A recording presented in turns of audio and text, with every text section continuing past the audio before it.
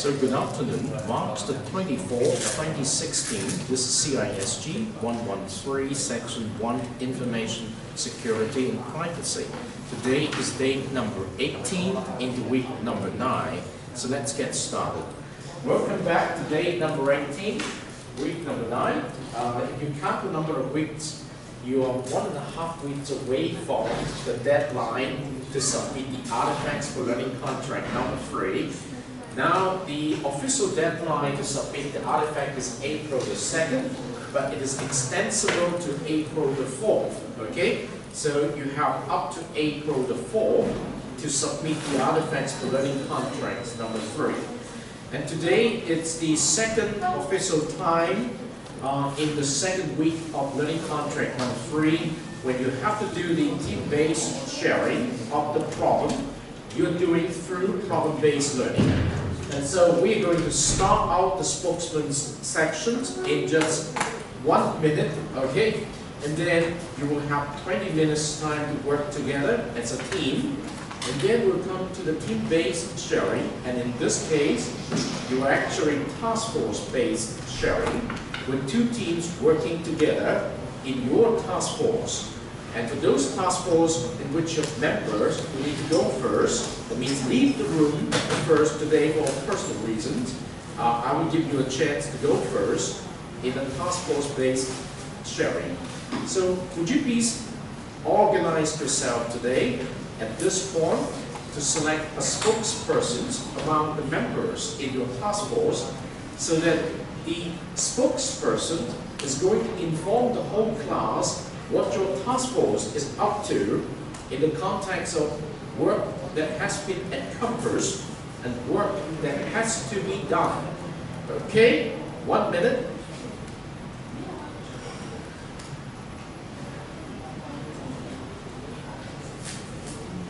By the way, if you look at the calendar, next Monday is a holiday.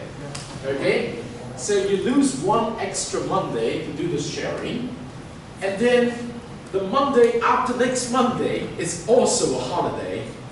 In other words, you are not going to have regular classes until in week number 12. But in week number 11, you're going to have a midterm exam. Okay? The midterm exam is not going to take place here. It's going to take place in a computer room. And if you look at the calendar, okay? If you look at the calendar, you can say that the midterm exam is not going to take place next week, but on the 7th of April. On the 7th of April. Okay, that is week number 11. I will inform you which computer room to go to have your midterm exam. But in the midterm exam, you and your learning partner must be there because you need the help of your learning partner, and your learning partner needs your help. Now, in case you discover that your learning partner could not be there, you need to make sure at least 1 member in your team is available to carry out online discussions with you. In case no other member of your team will be there except you, you need to look for a helper from the other team in your task force, okay? But be advised that you have to be there to write the midterm exam, and it's not going to be difficult. It's just like when you do the learning contract, okay? You need to select a topic from the 10 reading lists, okay? Week 1 to week 10, and when you select 1 reading list, you need to select 1 question from a specific reading list. And from that question, you need to either use the source given, or you create your own sources to write the OIA of the journal using about 30 minutes time. And then you have to devote 10 minutes time or so to discuss your OIA with your learning partner. And your learning partner will expect that you will also devote 10 minutes time to discuss his or her set of OIA. At the end of your discussion, you need to write a blog based on your journal the discussion detail and the references you discover. So altogether, you have 75 minutes time to do that. So it's going to be an exercise rather than an exam. So the midterm exam implies the exercise you have been doing in learning contract number 1 and also in learning contract number 3. All right? So that is what I have told you. April the 7th, Thursday, will be the day when you write your midterm exam. The context of the midterm exam is just like when you do your learning contract for your journal and for your discussion forum, as well as for your blog. Okay, so much for that, all right? And you know all the questions because it's already there. And which questions are already there. Okay, now is the time for the individual task force to send out a spokesperson. Okay, you can see that it's 4:09, so 4:10 will be the time when you have to do that.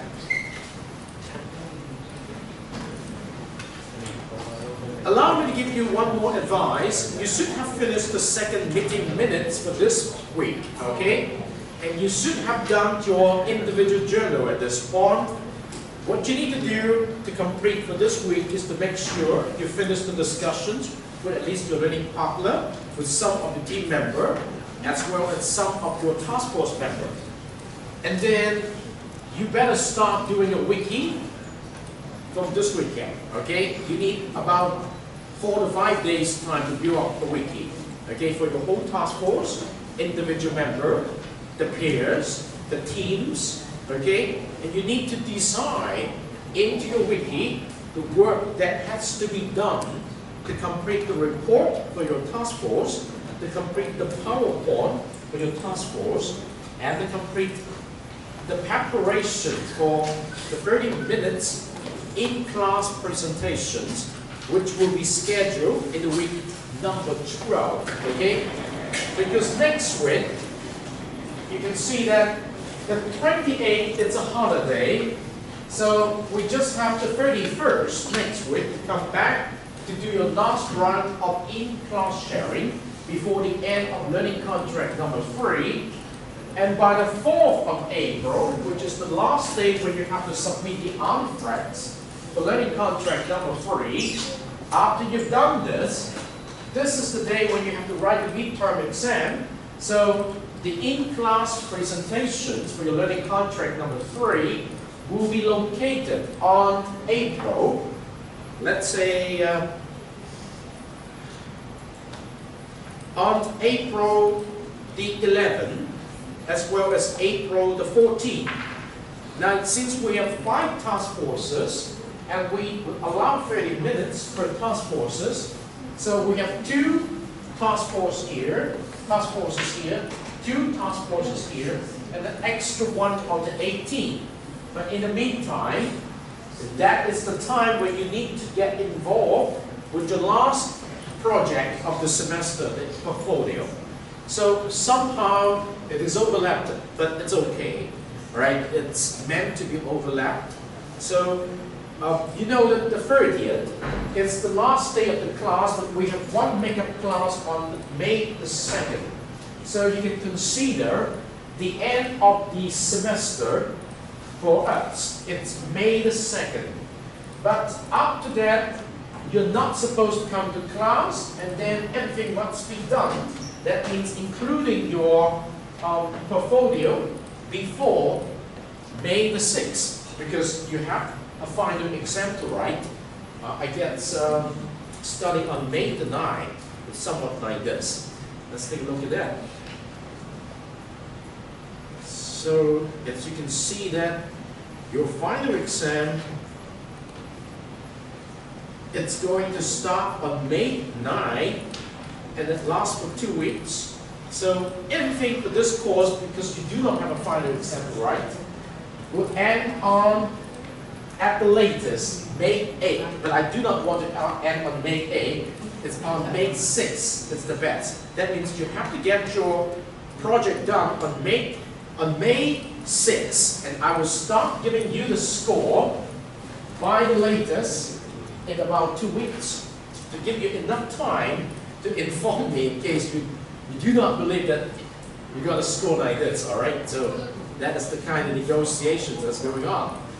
All right, so allow me to invite you, task force by task force, spokespersons to come up here to share with the whole class what your task force is up to in the second week of the last learning contract. Is your task force want to go first, the spokespersons? Okay, the spokespersons, which please come up here. All right. After the spokesperson, the second round. No, it's just the spokespersons. The briefing is now the briefing. Okay.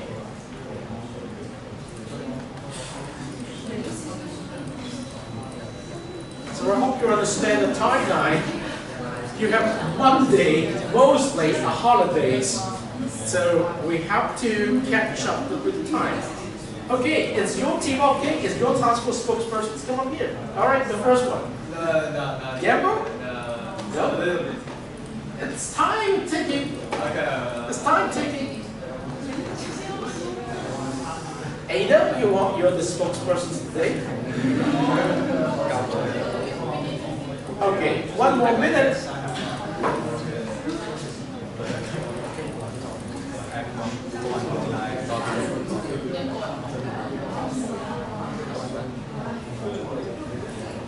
Okay, allow me to take attendance first. To give you a little bit more time to get used to that, all right? Johnson, thank you. Yudong is not here today, okay? Star, thank you. Ken, thank you. Terry, thank you. Yudong, thank you. All right. Terry is not here today, okay? Iris, thank you. Andy, thank you. Christina, thank you. Gabriella, thank you. Sonia, not here today? Okay. All right. Tina, thank you. Cleo, thank you. Joey, thank you. Winnie, okay. Xiaohui, thank you. Danny, Nicholas, thank you. Carla, thank you. Blue, thank you. Karim, not here again today. Okay, Ming Xian, not here. Okay. Louise, not here. Okay. Raymond, okay. Steve Joe, is not here. Okay. Levine, thank you.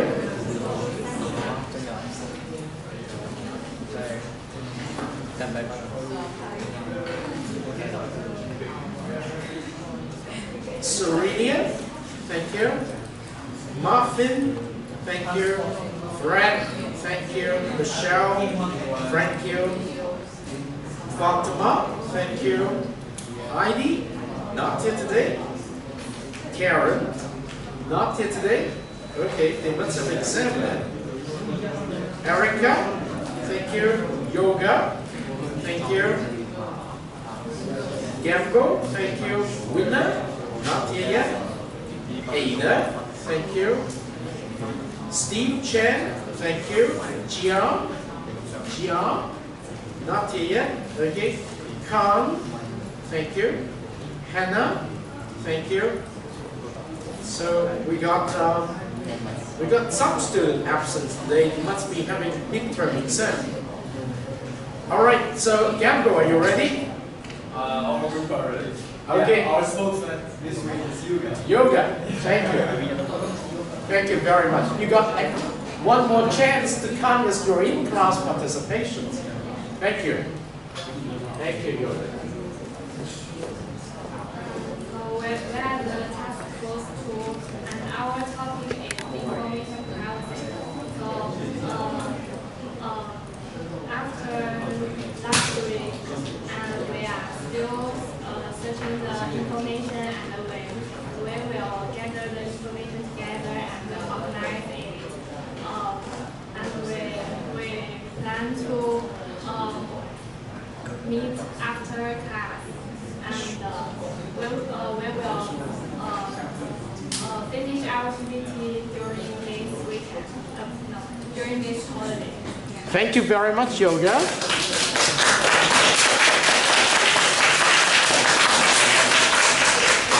Is your team ready? Is your team ready? Spokesperson Fred? To give the briefing. Yes. Okay, Hannah. Thank you, Hannah.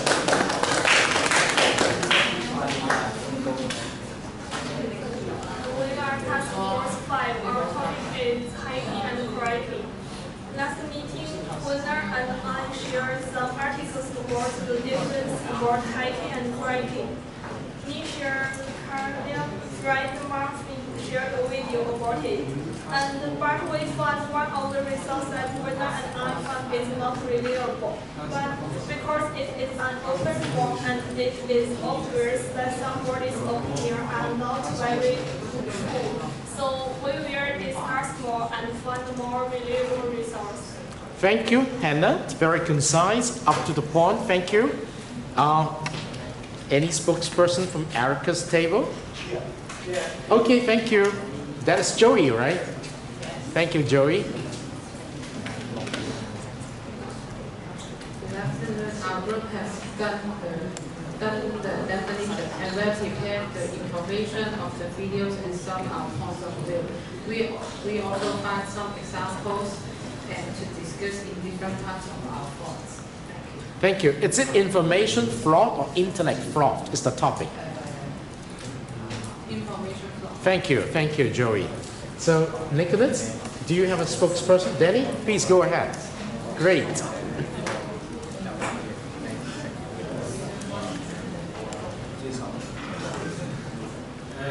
Good afternoon, everyone. We are task force number 4. Thank you. Last class, we already finished the definition and history of computer crime, and we are going to find some example of the cyber crime. Thank you. Thank you very much. Thank you, Danny. Very good. So, last table. So, it's your way. Thank you.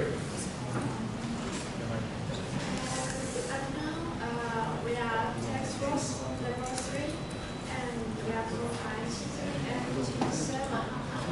Our topic is information fraud. Last week, we could clarify the responsibility of our disposal and a clear division of error, and we search information on our part. And the next thing we want to do is to organize this information. Thank you, Shuwei.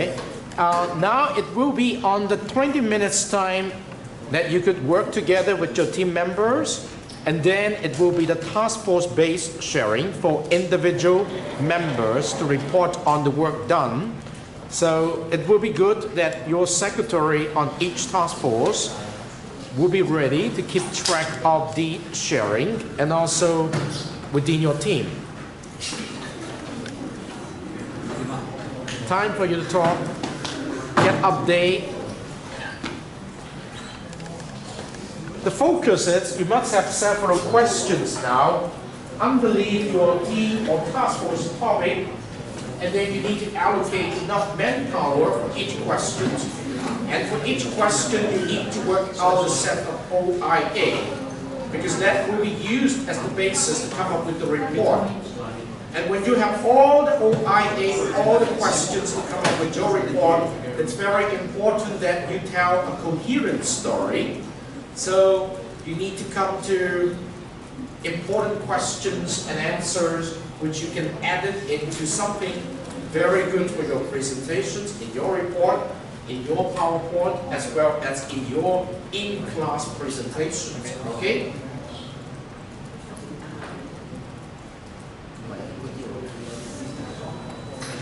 looking forward to the Easter holiday.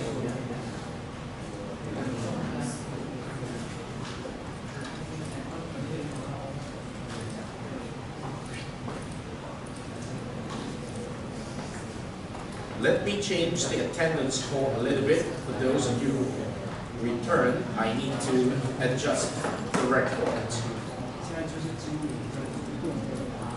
Terry, are you back? Not yet. Sonia, not yet. Winnie, not yet. Kareem, not yet.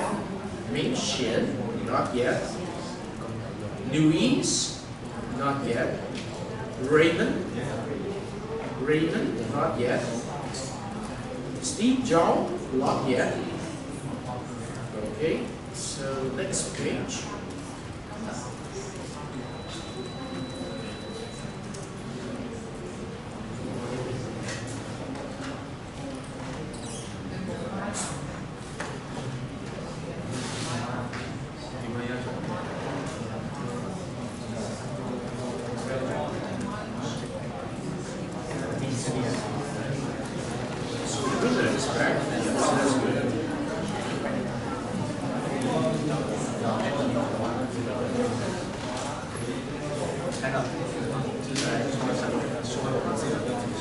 I will start inviting individual task force to come up here to do the sharings at 4:40. Okay? At 4:40.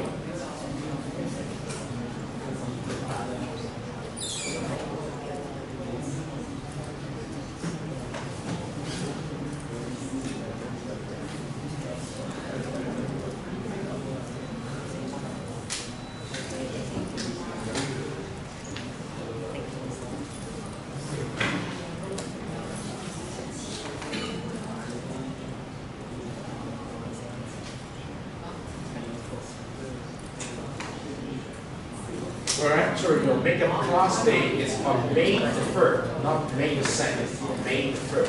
Okay?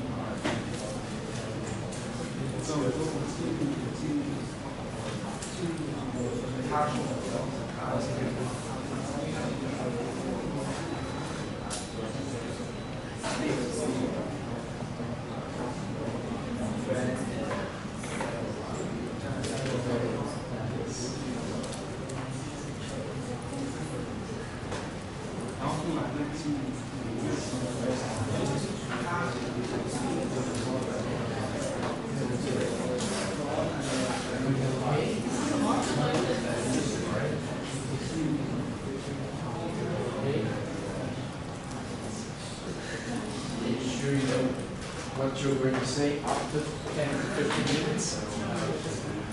Sure. All right. About 10 to 15 minutes.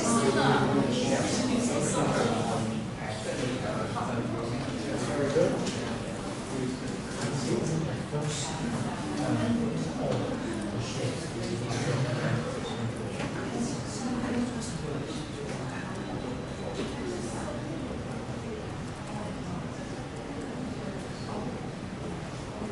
All right, so you're very much into your work. That's very good. Let me pull the chair and get ready.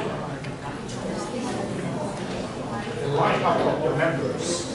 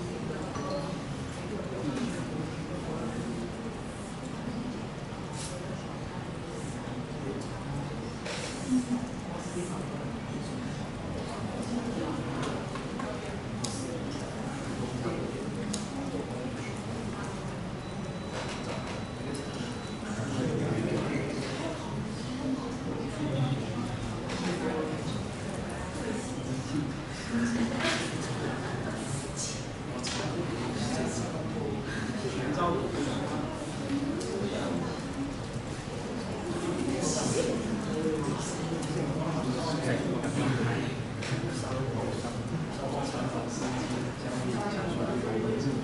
have 10 more minutes.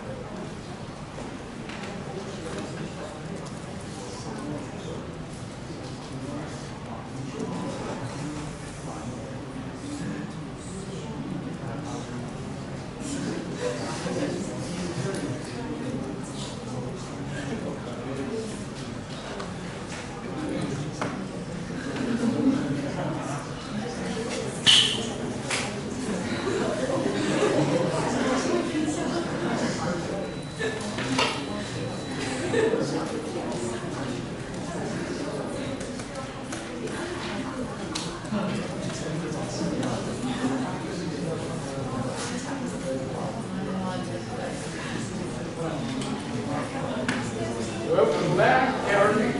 I thought you're not coming.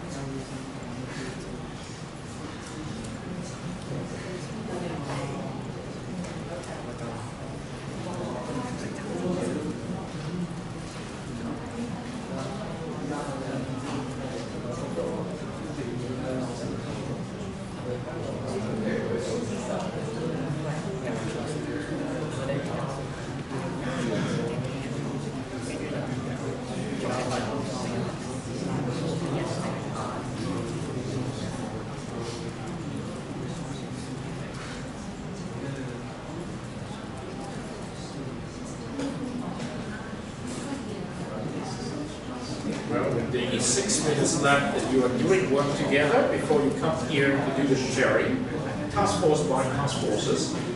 May I just remind you, these 5 stages of learning, which is characterized by problem-based learning, should be on each of your journals. Okay? You need to keep a record of which stage are you transitioning So at the very beginning, you're at the problem analysis stage. Most of you need some information gathering.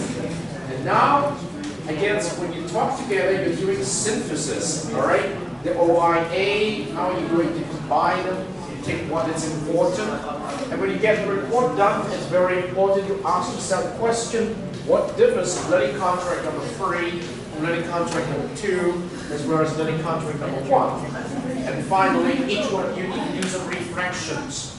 And all of these stages are not linear, they're iterative, okay? You have to go through it, come back and do it again and again until you become satisfied with the work you produce.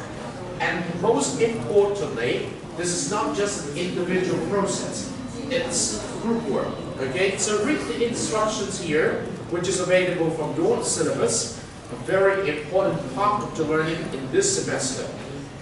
And in case you need some more information on what you're doing, the learning design link, okay, in the specific context of day number 1, I provide you with a learning design link. Here you got a coherent picture of the 3 milestones. IBR is learning contract number 1, SRL is learning contract number 2, and problem-based learning, PBR is learning contract number 3. Now when you are invited to complete the questionnaire after learning contract number 3, in case you forget what is entailed in each one of these, come back to this page and refresh your memory. After that, when you come to your project, it will be IL-based learning, integrated learning. Very important. And we use the portfolio to help you understand that. All right, so 3 more minutes to your task force sharing. And I will give the first chance to the table on my right. They need to get it done first because some member need to go, okay?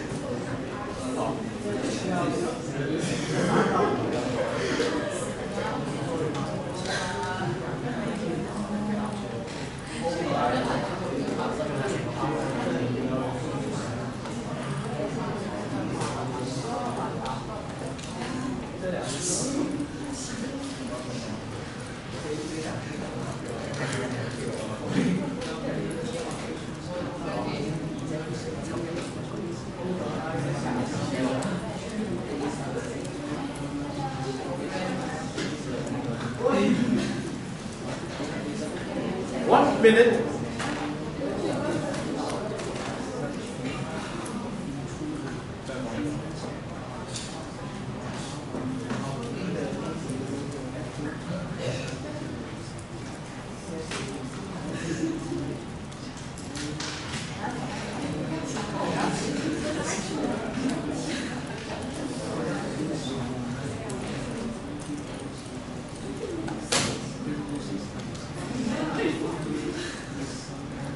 So if you look at the overall calendar, you're right here in week number 9.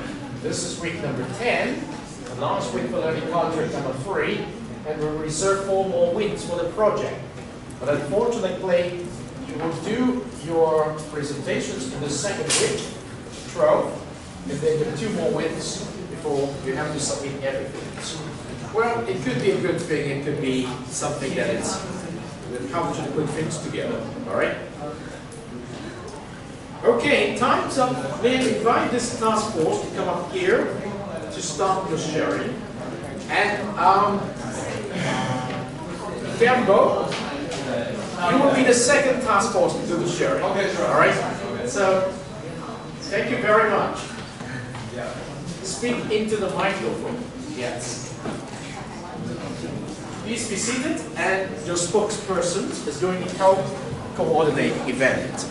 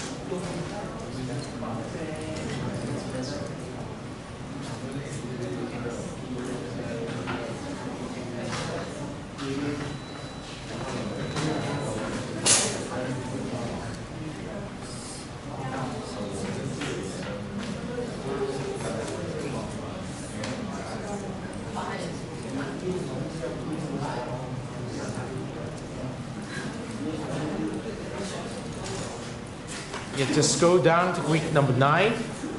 We just have up to week number 9 at this point.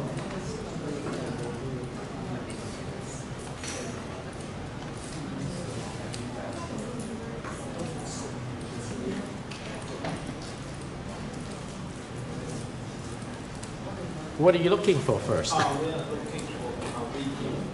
Your wiki. Okay, go to Video. video. Yes. Which video?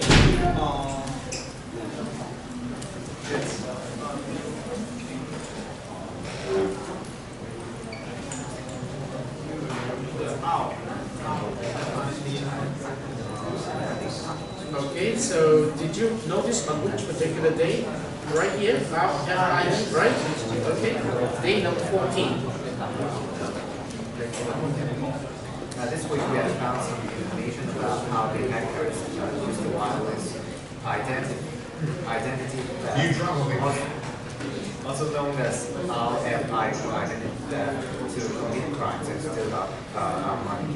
It is a form of identity theft described as the act of promising an individual's personal identifying information using wireless mechanics. So, and now we are going to watch a video about this.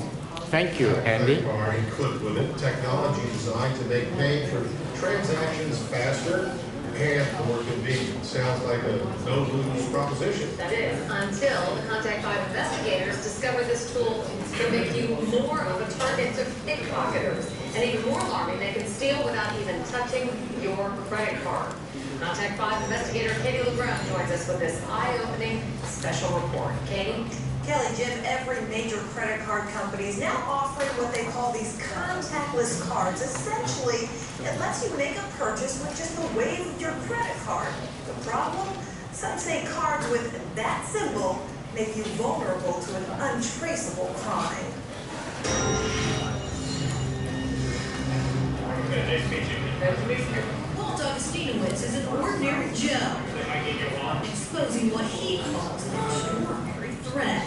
I think that's crazy. But before we can explain the reasons behind this, And to think that you're so vulnerable, you need to know more about what's inside here. It's called radio frequency identification. It's technology the size of a grain of rice, but it's so powerful it can track people and things around the globe. And most recently, RFID chips like this have been implanted in credit cards so you can pay without ever sliding your plastic. You know, to me, it's pretty scary. and that's what has Walt Augustinowitz more than just a little nervous. Putting it on a credit card where it's actually, transmitting your credit card number, I think that's a very bad idea. A former insurance IT guy, Augustinowitz is now devoting himself to sounding the alarm over what can happen when RFID and credit cards collide. They can broadcast your information without knowledge. His company, Identity Stronghold, sells products like these that shield information transmitted through RFID. Among his clients, the federal government. From Homeland Security, FAA, TSA. Some might look at you, Walt, and say, you're just in it for the money. You're scaring people into buying. We hope we're scaring people, because if you don't know that danger's there, you don't know to protect yourself. So if the credit card companies aren't going to tell the people, We are. This looks like I'm walking down the street, and this is my laptop, right? Walt sets out to prove what he claims. It's that fast. In the WPTV newsroom, we quickly find our first victim. Hi, this is Rochelle. What News Channel 5 reporter Rochelle Ritchie doesn't know is inside Walt's shopping bag is a gadget that can read the RFID chip embedded in her credit card. Wow. Which means Walt just got her digits Seriously? without ever touching her card. It took you, what, like a second just to boom, and then you had it. So that's pretty surprising. That bothers me a lot. Here's your visa number right there. If they can do that on my wallet, my back pocket. Wow. My money's gone. You know, that's flash. I mean, that is the worst. Okay, these are our videos. You can see that the hackers is very easy to steal your information from the RFID card. Let's conclude this video. Wireless identity theft is a relatively new technique of gathering an individual's personal information from RFID-enabled cards carried on a person in their access control, credit, debit, or government-issued identification cards. Each of these cards carry a radio frequency identification chip which responds to certain radio frequencies. When these taps come into contact with radio waves, they respond with a slightly alert signal. The response can contain encoded personal identifying information, includes the card holder's name, address, social security number, mobile telephone number, etc. etc. That's all. Thank you, Ken.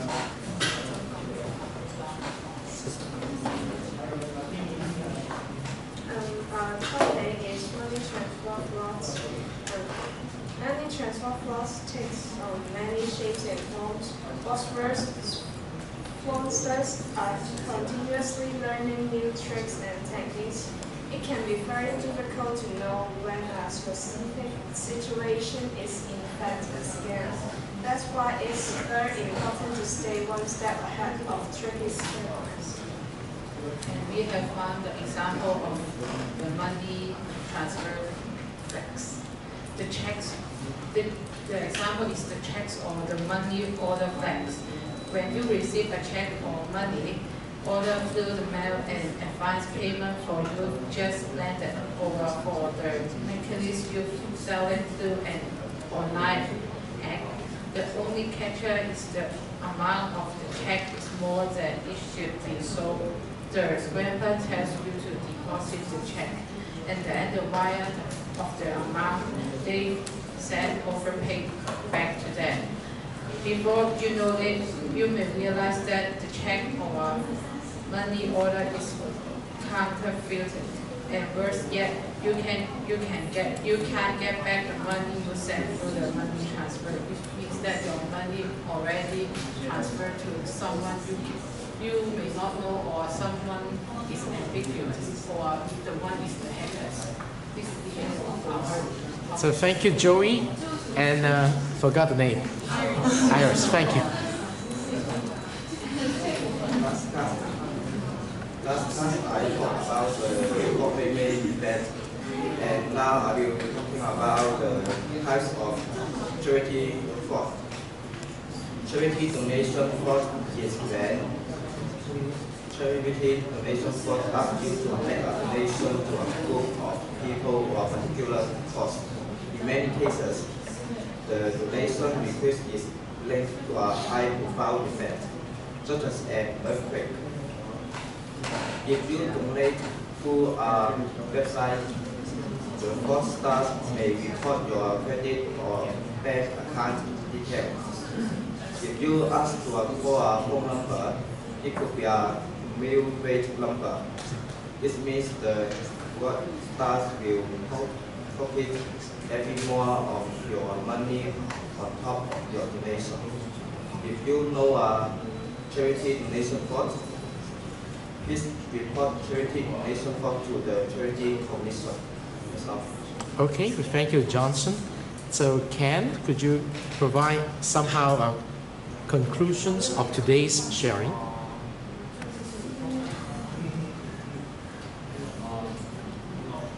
Okay, it's all right, it's all right.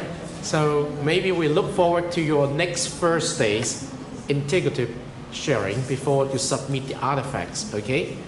We thank you, all of you, okay? So Gamble, is your task force ready?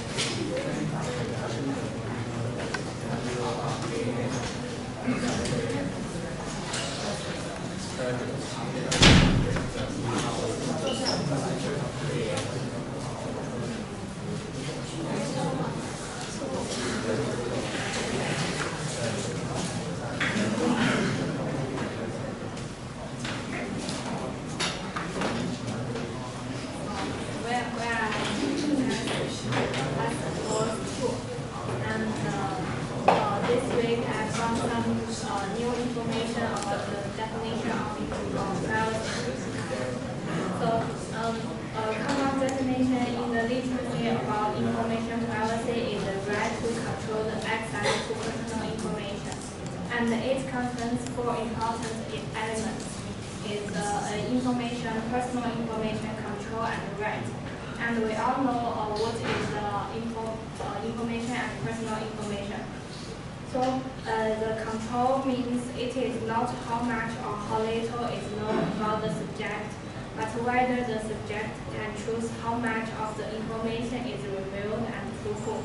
And the right means that the person's control of personal information ought to be respected and protected. Yeah. And next is Blue. Okay, thank you.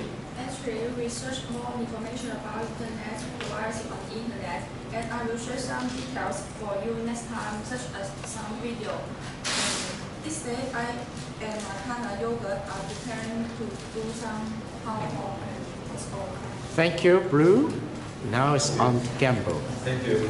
Last week I talked about my aspect is the internet privacy. Well, now I made my aspect to be more specific. I found out that it is a very interesting topic to talk about the fact of the internet privacy as well as the fear of internet privacy. So I decided to compare those two and to find a great way to show how's it going, how severe is the fact of internet privacy and how much is the fear of internet privacy. And I'm going to show this and to display a interesting aspect of the internet. Thank you, Gambo. Who's next? Karen? Thank you. Hello everyone, I'm Karen and I'm responsible for political privacy. In order to that this aspect of privacy doesn't look similar to internet privacy, I found out one example, which is about President Obama, who have already listened to all the president's phone call with others for many years. And this is quite illegal. So I decided to take this for example to set something about political privacy. Thank you. Thank you, Karen. It would be great. Is it the next person? It's a Star or over there? Serenia? Ada?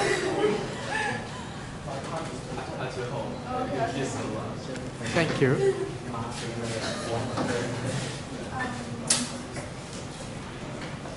In this way, I found some sample for the location privacy, and in the next week I will find the location privacies negative and find more information from it. Okay, thank you. Thank you, Serenia. Last week I said I will find some examples, and I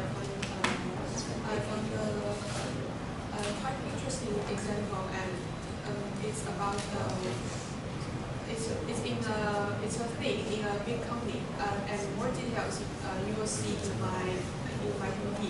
And this week I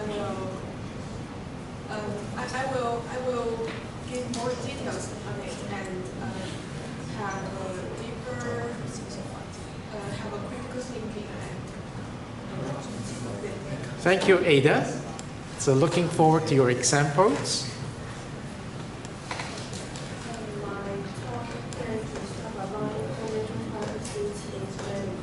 If this part has troubles, that will have a big event.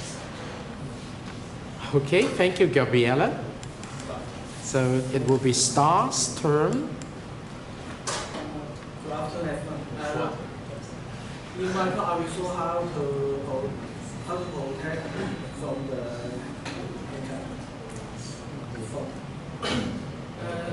there is some examples such as antivirus for software and firewalls. I will show some method to compare the antivirus software and how to use the firewall, and how about the public Wi-Fi. There are some different kinds of equation that so we can choose the Wi-Fi. However, I don't use the public Wi-Fi is the best choice. And the habit of the user. We will choose some bad example and some good example to compare the different consequences. That's all. Okay, we thank you, Star, for all of you in sharing with us the details of your work in progress. We're looking forward to your last task force sharing next Thursday, okay, before the in-class presentations. Okay, yes, your task force, thank you. Winners, okay, thank you.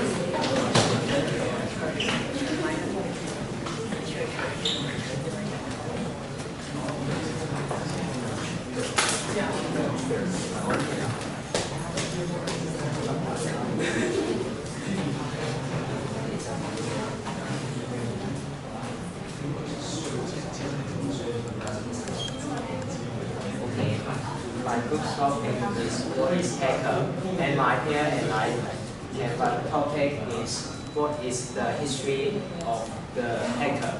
And then last lesson. It's okay, we're here. Last lesson we have talked about the origin definition of the hacker, which means the smart people, especially in computer. And alright. After the invention of ARPA net, the earliest stage of the internet, computers started to connect each other. Those hackers, I mean the smart people, especially in computer, and then they want to find out the mistakes of the computer system. And then it is the beginning of the hacker. And we are, I and my peer are more interested in the mention of the hackers nowadays, which means who hack to others' computer, and then what they want to get. And this is my partner share. Okay, thank you, Gala. Now it's on Michelle. And I think if I can find some reason of why hackers can help us understand hacking. So the first reason is they want to use our computer, and maybe they want to steal the surveys and the valuable files and for thrill and excitement. And the most important they may hacking for money. So, and there is many more other reasons. Okay. Thank you. You have given a very good reasons to do hacking for. Hannah? Our topic is the difference between hacking and cracking. Hacking originally means someone who writes code. It was the thief of pride and honor. As more and more people come online and those with malicious intention begin using their skill to crack into other systems and passwords. So that we can mean hackers are white hats and crackers are black hats. Okay, thank you, Hannah. Thank you. Because our topic is the definition of hacking and cracking. I want to talk about the definition of the hacker. Hacker had two definitions. As Hannah just talked about, hacker is a word that represents honor, not just a word that represents bad things. Because it means a person who enjoys exploring the details of programming system and how to strengthen their abilities, as opposite to those users who prefer to learn only the minimum necessary.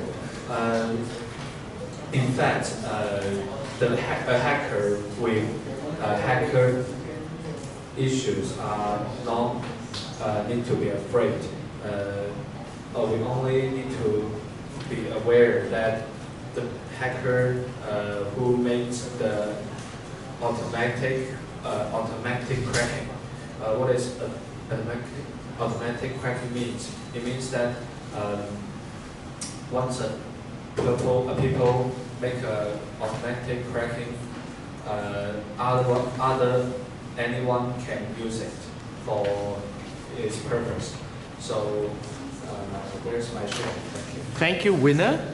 So the next person. My topic is what's the technologies for hackers to hack, and I found some information about that. As the last lesson I talked about, hackers will use look very similar to the original login page for people to log in, and so that hackers can get their password. I have searched another technologies that for hackers, like keyloggers. It is a basic tool system for getting your passwords, because the keyloggers can reside in your system memory, and if you type some numbers or password, and then the system can send it back to the hackers, and hackers can get your password. Also, the hackers will use a tool that called RAT, and it stands for Remote Administration Tool. And then the hacker can connect to your personal computer or notebook, and he can send the image back to the hackers of what your screen is doing or what you have downloaded about. Yes. Thank you. Thank you very much. So key locking and very interesting stuff. I see topic with Marvin. Marvin, yes. I talk about trader. I searched some information and interesting example and video as well. Okay, thank you, Fred and Marvin. You two work together. So Fatima. My teammate is Heidi, but she's not here, so I will be talking for her too. So we chose the topic, how do we protect our computers from hackers? We've done researches and there are 5 simple steps. First one is install firewall, install antivirus software, install anti-spyware software, and fourth is use complex and secure password. Lastly, check on the security settings of the browser. So we use these 5 steps to protect our accounts, our personal information, and our computers. We should use these 5 simple steps, maybe once a week or once a month, to check on our accounts whether they have been hacked or they have been accessed by hackers who can sell our personal information and or use our personal information to make fraud accounts or illegal activities. And so far, me and Heidi are still trying to go deeper into the research. Okay, thank you, Fatima, on behalf of Haiti too. So we thank you very much for this team for sharing with us your topic. I could see a lot of effort to put the things together. Yes. All right, so are you the next team? All right, thank you.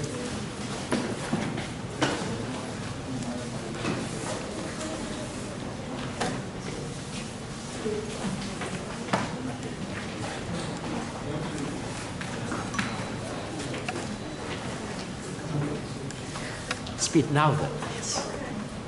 We are task force 3 and we are formed by Team 3 and Team 7. And the topic of my panel and I is to discuss the definition of information fraud. Information fraud is about scam artists in the US and around the world to fraud millions of people each year by using the internet to make victims into sending money or giving out personal information. And there are several types of information fraud.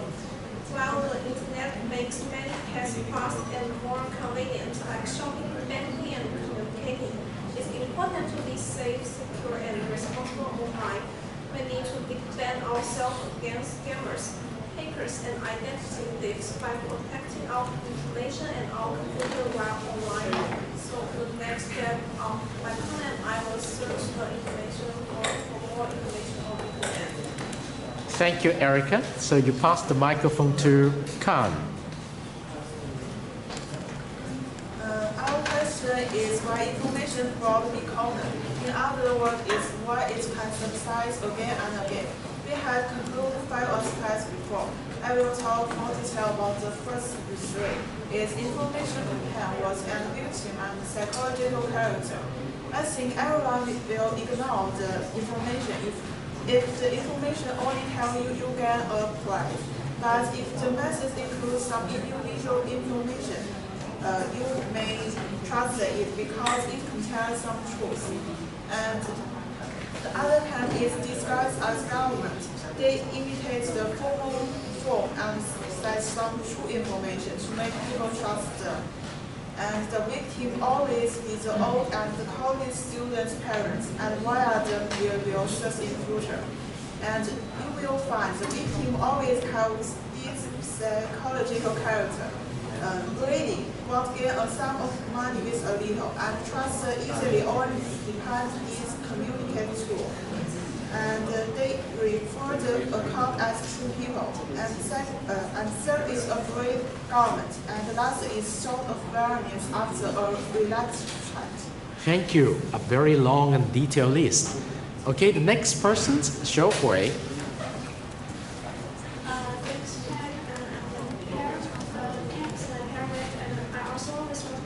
Responsible for nationwide information from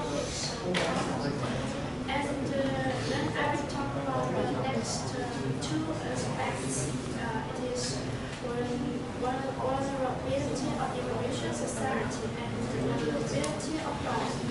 And nowadays, it's common that the website has so many bugs that can give away the user's information.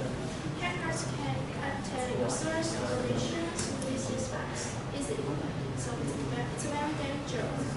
And the other problem is the vulnerability of law. Today many companies don't have enough knowledge about information fraud and don't have the ability to find out the hackers. And also, sometimes you can find explicitly stated in our legal code. So the legal system still upscale to overcome this. Okay, thank you. The next persons?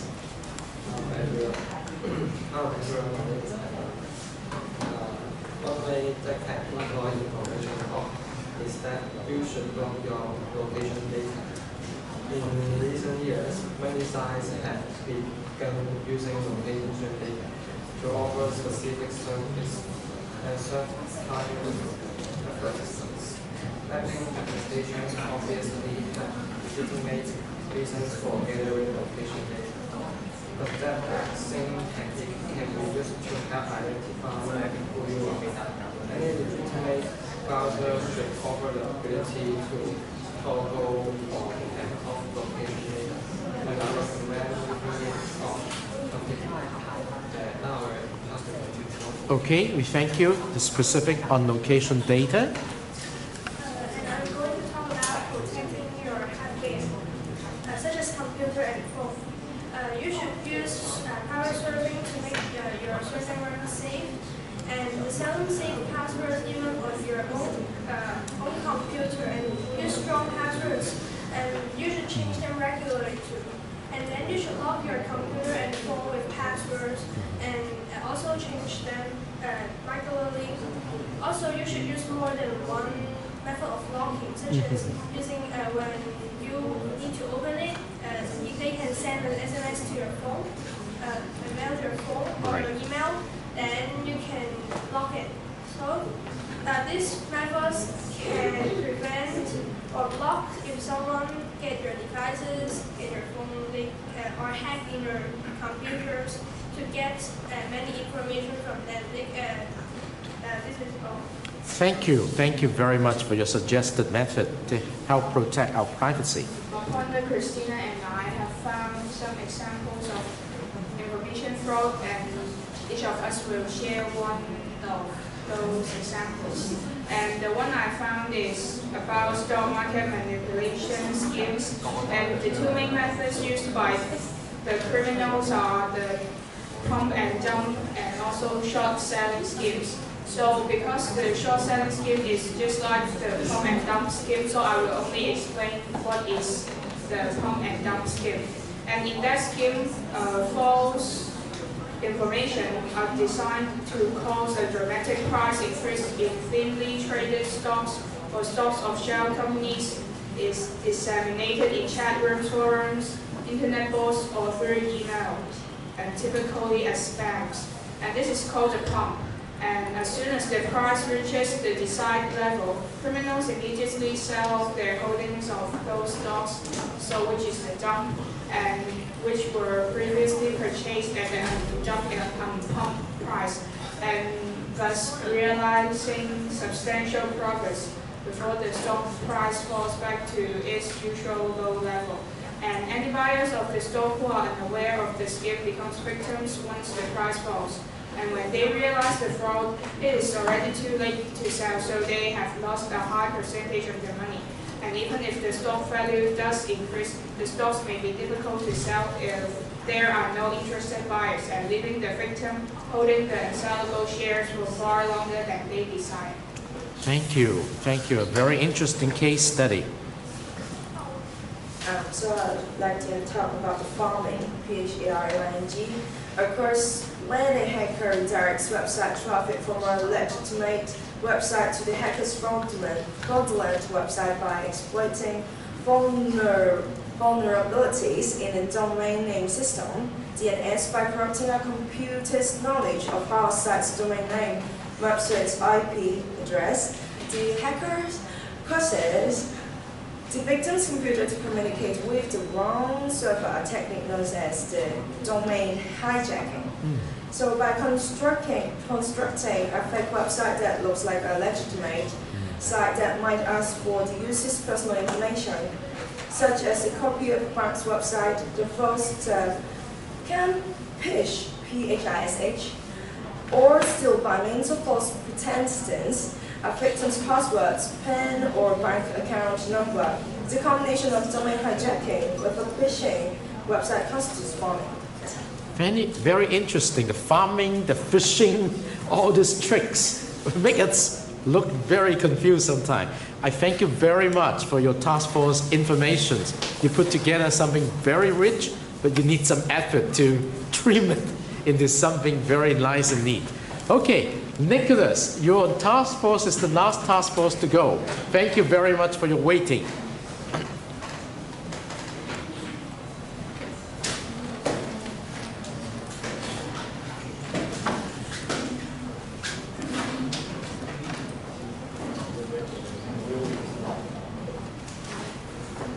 Hello everyone, we are task force number 4. Our topic today is about the classification of the computer crime. The classification, because some people of our team is missing, so we are only talking about some definition of the classification. There are mainly 4 parts of the classification of the computer crime. The first is the fraud and financial crimes. The second is cyber terrorism. The third is cyber extortion, and the last is cyber warfare. Now I will pass the microphone to my team to talk about the fraud and the financial crimes. Thank you, Nicholas. Here on to Steve. My part is the threat definition and detection model using malware forensics. Recently, where various electric financial services are provided by development of electric device and communication technology by diverse electronic financial services and channels. Users of non-face-to-face electric financial transaction services continues to increase, and at the same time, under financial security environmental leakage trace of inside information and security trace against financial transaction users steadily increase. So that's my part. Thank you, Steve, for sharing with us your discovered information. Danny, thank you. My part is cyber terrorism. And cyber terrorism in general can be defined as an act of terrorism committed through the use of cyberspace or computer resources. As such, a simple propaganda in the internet that there will be bomb attacks during the holidays can be considered cyber terrorism. As well, there are also hacking activities directed towards individuals, families, organized by the groups within networks, tending to cause fear among people, demonstrate power, collecting information relevant for ruin people's lives, robbers, blackmailing, etc. Now I'm going to Thank you, Danny.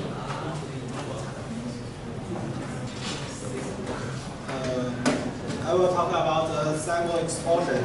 Cyber extortion mainly refers to hackers demand money in return for promising to stop the attack and to offer protection. That means the hackers first attack some corporation or people, then to demand the money for stop that attack. And for FBI, cyber extortion are increasingly attacking corporate websites and networks, including their ability to operate and demanding payments to restore their service. More than 20 cases are reported each month to FBI, and many go unreported in order to keep the victim's name out of public domain. I will show you a case of the Sony pictures of 2014 about the cyber extortion. Thank you. It's like the stuff of cheesy hacker films. A large corporation is hacked and all of its computers display and nefarious results. Well, it's real. Sony pictures entered Monday. The hacker first began sharing on Reddit, but now deleted user account this unusual image. They used friend still work as Sony pictures. Top of the image is the banner tagged by hashtag GOP. As for what GOP is, Bloomberg is saying it's a group calling itself Guardians of Peace. Sony said that it's investigating a post IT matter along with vague threats toward corporate hackers.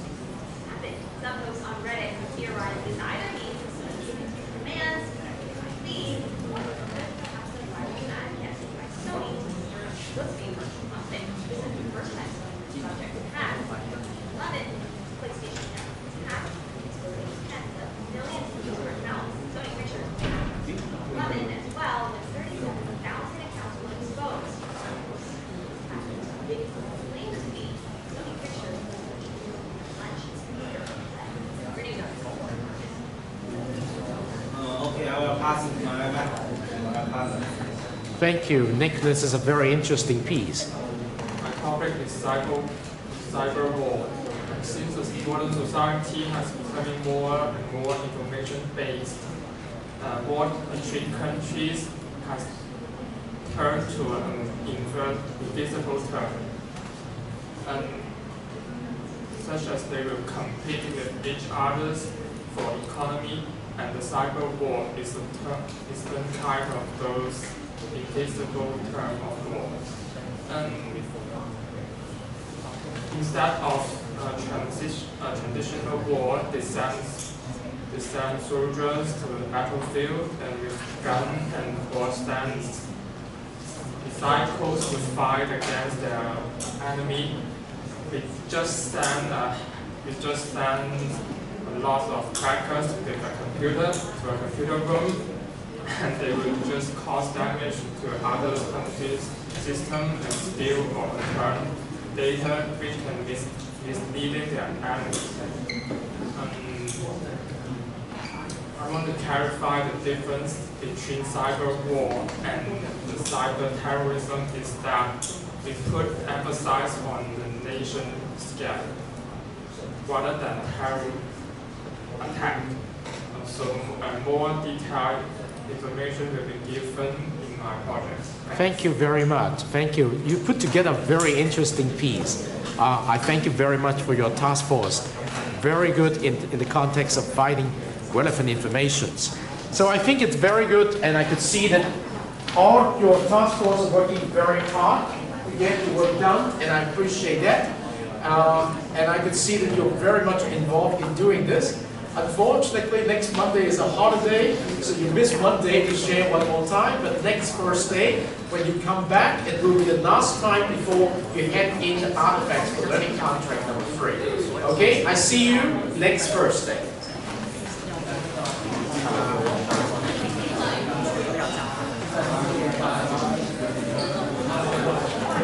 Bye-bye, thank you.